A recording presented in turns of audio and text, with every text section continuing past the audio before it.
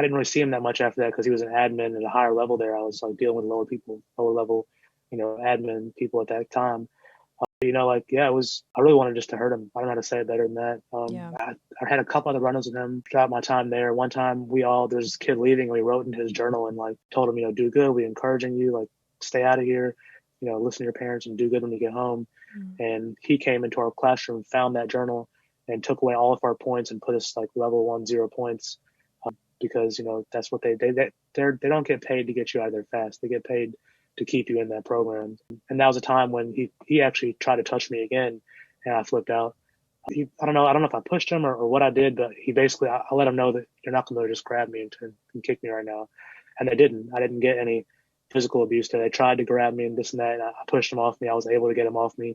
They had 2, 3 guys come in. Once I saw 3 of them come in, I put my hands up and I was like, don't worry, I'll get on the ground myself. Just don't touch me. It's okay. And that's what it was there. And I was able to finagle my way through that program the second time, and I knew what to say, I knew what to do. And it still took me 7, 8 months to get out finally. And the time when I got out of there, I was finished with high school. I got a fake diploma because this school was incredible, and they were giving out fake diplomas. It's called Academy at Ivy Ridge in New York. But my parents saw that I graduated, got my diploma. I was about maybe 6 months away from 18, and they decided to go ahead and pull me out of the program. Mm. I remember Jason Phillinson being at the seminar that day, trying to convince them and me to not pull me out again, and you're going to ruin their life again, and don't do it, don't do it. And I just told my parents, I was like, I told you guys everything about this person. I told you everything that happened. I think I should leave. I think you should get me out of here, make the decision. And they didn't make it that night. I had to sleep the whole next day. The next day, when the seminar was supposed to be over, I finally realized, told me like, oh, Rocky, you're getting pulled out today. Yeah, they do it like that because they don't want you to talk to other kids. They want other kids to know.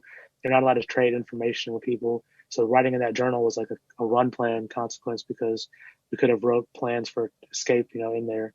It was a very, very weird vibe and very manipulative type of feeling. And as an adult, I say an adult, but at 17, I felt pretty old looking at all this stuff. It broke my heart to see the kids that were there at 12 when I was there at 12, and that I couldn't do anything to get them out. And that I couldn't, because there was one kid that was there simply facing a child custody battle with his parents, Oh my gosh. and like they left him there. And I was just like, man, like this is horrible. Like, I hope you get out soon. And I went back to that school also as an adult and saw it, just how it looked. I wasn't as brave then because I had my now ex-wife with me. I didn't want to get her in trouble. And I kind of walked around the border of the school and kind of peeked in, but I didn't, kind of break into school like I did this last weekend in Mexico. But, it's just because it's in the U.S. doesn't mean it's not as manipulative, not as abusive, or not as crazy. It was very crazy. I think I was just at an older age and a larger, body to be able to deal with it better at that age. But there's kids that are, as we speak right now in these facilities across the world, anywhere from 11 to 17 years of age. Yeah. And a lot of those, you said, you adapted, you adapted your behavior, you controlled your reactions. And then as you alluded to earlier, you later spent some time in prison, not in a rehab camp, but prison on a drug charge. A lot of former felons and probably I would dare to say former kids that were in these rehab centers are challenged to shake off these habits and mindsets and outlooks that they had to survive, and they have trouble like transitioning into whatever normal is. And do you find that you personally are discovering any outlooks, mannerisms, or habits that you had from either the prison camps or the prison itself? Yeah, I mean, for me, the biggest thing is trust. To have your trust like snatched away at that young of age and then have it repeatedly snatched away, that's been the hardest thing. I mean, I'm talking about from my personal relationships to my family to even my business. Trust is huge for me. It's so hard for me to just, step back and actually trust a person, a process, a system, anything. And the crazy part is like, as you said, from an adult point of view, these prisons, they want you to like shed those old habits, those old ways of thinking. But, what do they replace that with? What are they teaching you to replace that with? What are they giving you an option for? And if you give someone that has, survived and has not perished because he had these systems and these mindsets in place, I had to tell them, don't use them anymore, throw them away, and then not give them a proper, viable alternative and teach that to them and talk with them about it is just like saying, hey, throw up your hands. You might die, you might not, but, just try this way. it just doesn't work. You have to really teach someone and show them and spend time talking and listening, understanding if you really want to let them let go of those habits and those mind frames and those thoughts. For me, it was just a constant battle, until finally I started putting the right information in my ears, listening to podcasts like Wayne Dyer, Ralph Smart, Joe Dispenza, Tim Ferriss, people like this that had been through some of it and that spoke on it, to really put that in my life, where I started understanding, like, you know what, there are different ways to think.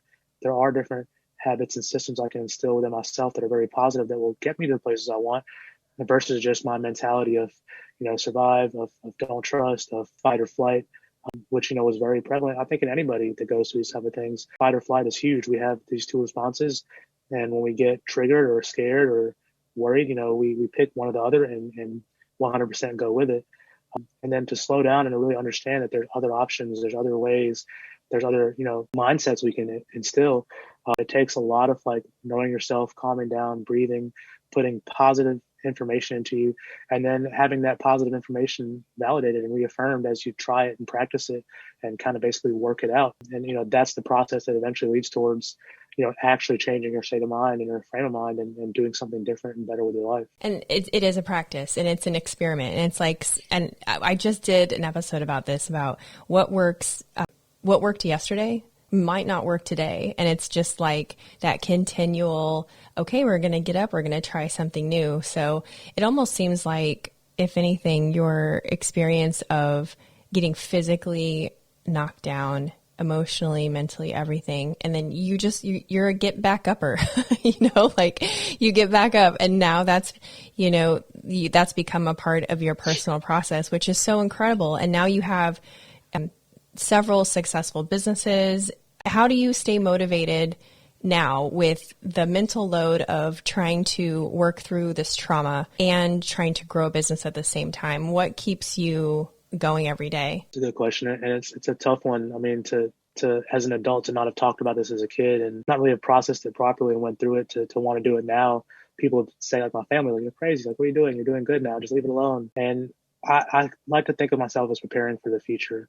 I know that this stuff is in me. I noticed that even as I've been doing well in my life and in my business, that certain relationships and certain things will come up and I'll trigger back to those times in the past.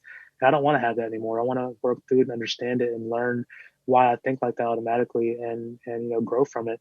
And in my opinion, this is the only way to do it, is to face it head on, to understand it, to talk about it, to really dive into it, and then share that with others as well, because that's where the real meaning comes out of it for me. I really believe that everything happens for a reason. And I believe, and I know now, that the reason I went through those things is to help share that with other people, to share that story, to share that experience and that hope. Even as a kid from a good family and a well-off father that was a physician, these things can happen. This trauma, this mental instability, mental abuse, even mental issues don't distinguish between, socioeconomic classes, races, genders, or anything.